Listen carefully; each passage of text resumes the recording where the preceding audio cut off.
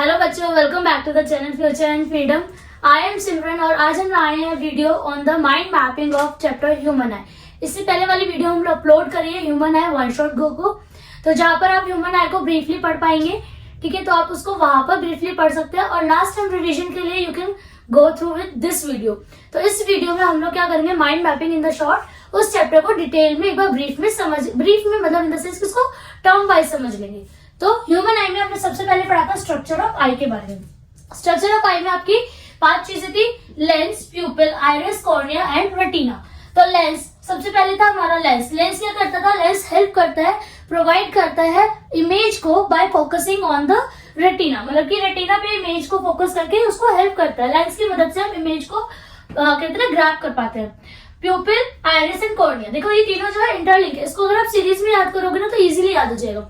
सबसे पहले आती है आउटर लेयर आपकी कॉर्निया की, जो कि क्या करती है, कंट्रोल करती है, फोकस करती है एंट्री ऑफ लाइट को, कि उसके अंदर जो है आपकी लेंस की तरफ को एंट्री लाइट जो है वो एंटर करे। सेकंड आइरिस, आइरिस कंट्रोल करता है प्यूपिल को, और प्यूपिल क्या करता है, प्यूपिल जो है आपको क्या करता है, एक्सपैंड करता है और रिलैक्स करता है। तो एक्सपैंड और रिलैक्स का जो केस है वो बनता है डिम लाइट में और ब्राइट लाइट में। तो यानी कि प्यूपिल क्या करता है, वो एडजस्ट करता है लाइट को, कि साइज जो एडजस्ट होता है प्यूपिल का वो डिपेंड करता है लाइट पे, और प्यूपिल एडिकेट अमाउंट ऑफ लाइट को ही अंदर एंट्री करने में अलाउ करता है, मतलब कि इसको हेल्प करता है। तो अगर आपकी डिम लाइट है, आपकी लाइट जो है वो कम है, तो आपको प्यूपिल का साइज क्या होगा, एक्सपेंड या रिलैक्स। अगर हमारी डिम लाइट है और ब्राइट लाइट है, तो जो मेरा प्यूपिल का साइज है डिम लाइट में एक्सपेंड हो जाएगा, ठीक है, और ब्राइट लाइट में कॉन्ट्रैक्ट हो जाएगा, क्योंकि हम एक लिमिटेड अमाउंट ऑफ लाइट जो हमें नेसेसरी है वही प्यूपिल जो है हमारी आईज के अंदर एंट्री अलाउ करता है। ठीक है, तो लेंस, प्यूपिल, आइरिस, कॉर्निया के बाद आपका आता है retina. Retina is a very sensible membrane, बहुत ही डेलिकेट मेम्ब्रेन होती है, जिसके ऊपर हमें जो है इमेज मिलती है, और इसमें बहुत सारे सेंसिटिव कितने नर्व्स होते हैं, सेल्स होते हैं। तो ये था स्ट्रक्चर ऑफ आई। ठीक है, स्ट्रक्चर ऑफ आई के बाद आता है हमारा आई डिफेक्ट्स। देखो आंख क्या है, कैसी है, कैसे काम करती है वो हम समझ गए। अब उसके अंदर डिफेक्ट्स क्या होता है, उसके अंदर पहला डिफेक्ट आता है हमारा मायोपिया। ठीक है, मायोपिया होता है नियर साइडनेस। नियर साइडनेस मतलब पास का तो दिखेगा, दूर का नहीं दिखेगा। इसके 2 कॉजेज होते हैं। First cause excessive curvature of lens, second elongation of eyeball, यानी कि आईबॉल जो है बहुत एलोंगेट हो जाए, बहुत बड़ी हो जाए, या कर्वेचर जो है वो बहुत बढ़ जाए। ठीक है, तो इसका जो करेक्शन होता है, करेक्शन यानी कि जो आप कोई पेशेंट है जिसको मायोपिया की प्रॉब्लम है, उसकी आईज को करेक्ट करने के लिए आप कौन से लेंस का यूज करते हैं, कनकेव लेंस की मदद से हम क्या है मायोपिक पेशेंट को करेक्ट कर सकते हैं, उसकी आईज को करेक्ट कर सकते हैं। सेकंड कॉज है, सेकंड जो हमारी प्रॉब्लम आती है आई डिफेक्ट में, that is hypermetropia. Hypermetropia, hyper का मतलब होता है बहुत ज्यादा, तो हाइपरमेट्रोपिया की जिसको फार साइडनेस की है इशू, कि दूर का तो दिखता है, पास का नहीं दिखता। इसके कॉजेज क्या है, focal length of eyelets become too long, focal length इतनी ज्यादा लंबी हो जाती है कि इमेज जो है रेटिना पे बनी नहीं पा रही है। Second, eyeball becomes too smaller, contract कर सकते हैं, कि जो आईबॉल है हमारी वो बहुत स्मॉल हो जाती है, बहुत सिकुड़ जाती है, कॉन्ट्रैक्ट हो जाती है। तो इसको करेक्ट करने के लिए हम यूज करते हैं कन्वेक्स लेंस का, कन्वेक्स लेंस। तो ये पेपर में बहुत आता है, मायोपिया मतलब आई डिफेक्ट से एक क्वेश्चन आता है और वो पूछता है कि कौन से आई डिफेक्ट को कैसे हम उसको करेक्ट कर सकते हैं। तो अगर बात करें मायोपिया की तो कनकेव लेंस, और अगर बात करें हाइपरमेट्रोपिया की तो कन्वेक्स लेंस। इसके अलावा थर्ड डिफेक्ट है हमारा प्रेस बायोपिया। प्रेस बायोपिया में इसकी कॉजेज क्या है, weakening of ciliary muscles.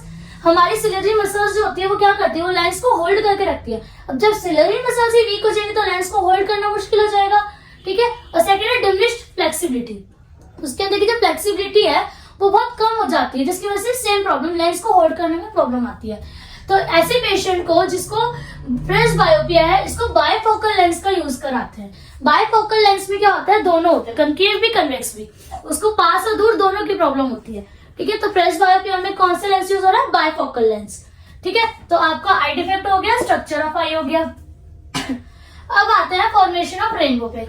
Rainbow की फॉर्मेशन कैसे हुई, रेनबो की फॉर्मेशन में हमने पढ़ा कि क्या होता है, इससे पहले आप ये समझ लो स्कैटरिंग और डिस्पर्जन ऑफ लाइट, तो रेनबो इजी हो जाएगा। स्कैटरिंग ऑफ लाइट में क्या होता है कि जो लाइट है जैसी वो आती है तो वो स्कैटर करती है अपने कंपोनेंट्स में।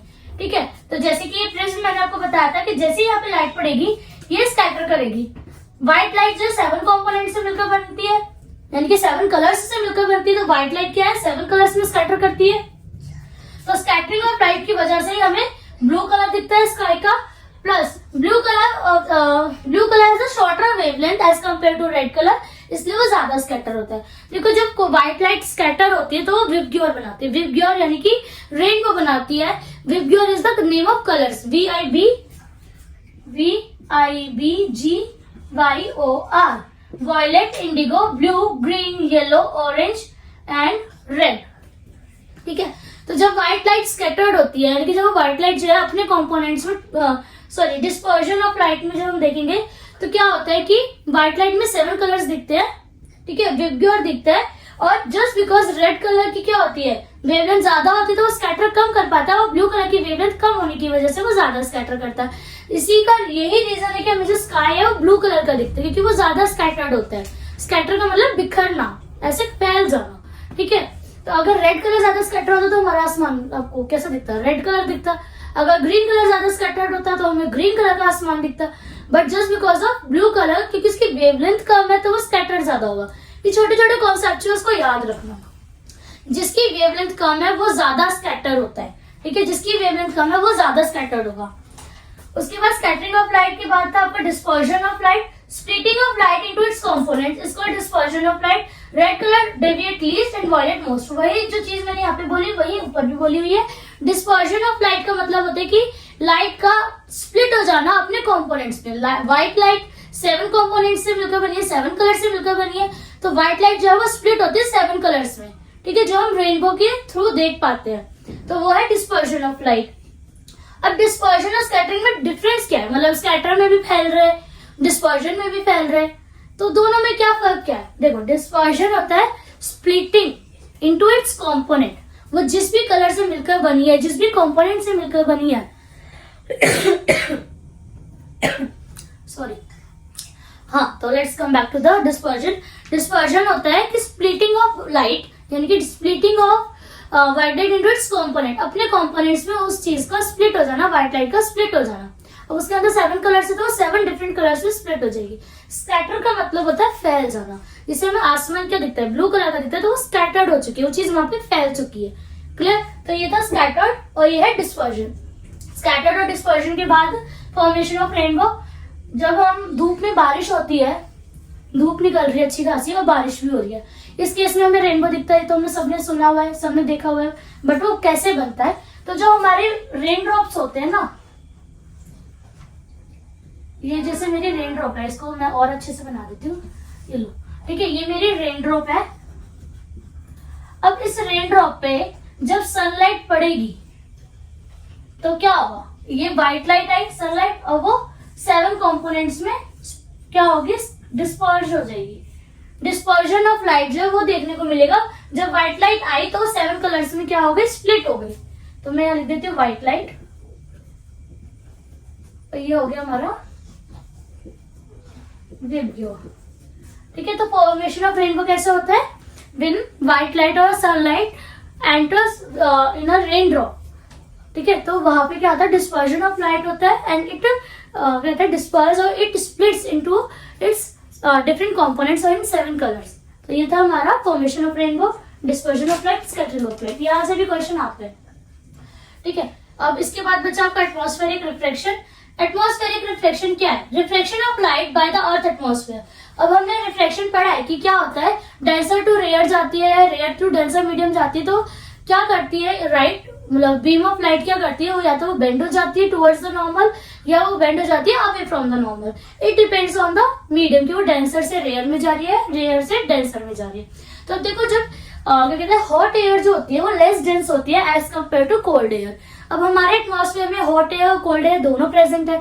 ठीक है, तो जैसे लाइट आती है तो वो हॉट एयर से अलग डेविएट होगी, और क्या कहते हैं आपकी कोल्ड एयर से अलग डेविएट होगी। तो वो हॉट एयर और कोल्ड एयर दोनों ना रेयर और डेंसर का काम करती है।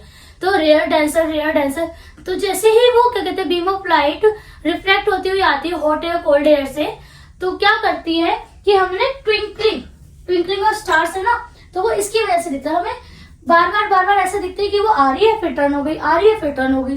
तो क्यों दिखता है, रिफ्लेक्शन की वजह से, एटमॉस्फेरिक रिफ्लेक्शन की वजह से। आपने पढ़ा था स्टार यहाँ पर है, आप यहाँ पे खड़े हो, ठीक है, ये इसकी एक्चुअल पोजीशन है, but just because of atmospheric reflection ये आपको यहाँ पे दिखाई देता है, ये इसकी अपीयरिंग पोजीशन है।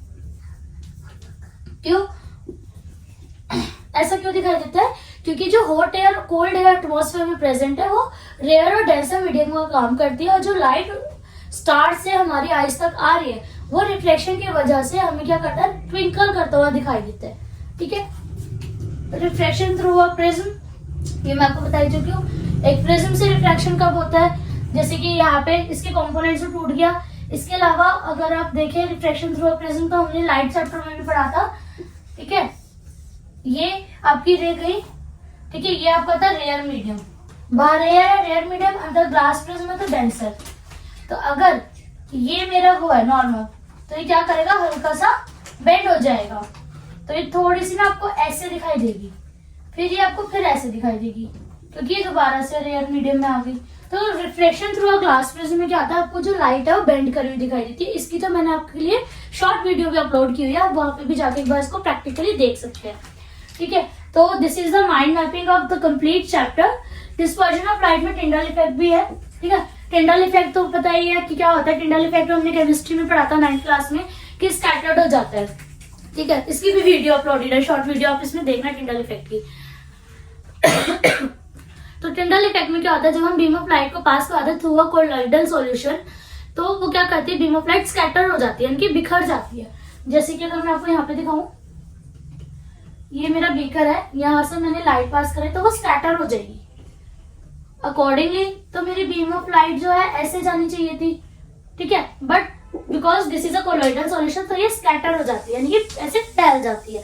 अब आप कहोगे कि चलो सॉल्यूशन तो कोलॉइडल हो गया, समझ आ गया, बट एटमॉस्फेयर में स्कैटरिंग कैसे हो रही है, मतलब कि टिंडल इफेक्ट एटमॉस्फेयर में कैसे दिख रहा है। तो जो हमारे एटमॉस्फेयर में डस्ट पार्टिकल्स होते हैं, छोटे छोटे टाइनी ड्रॉप्स होते हैं, तो ये सब क्या करते हैं, कोलॉइडल पार्टिकल्स का काम करता है, जिसकी वजह से क्या होता है, स्कैटरिंग होती है, और स्कैटरिंग की वजह से हमें आसमान नीला दिखाई देता है। ठीक है, so these are the terms which we have learn in the chapter human eye in the colourful world. तो इसी तरह की और वीडियोस को देखने के लिए वीडियो को लाइक करें, चैनल को सब्सक्राइब करें, शेयर करें, और keep making your notes. Good luck for the board exams.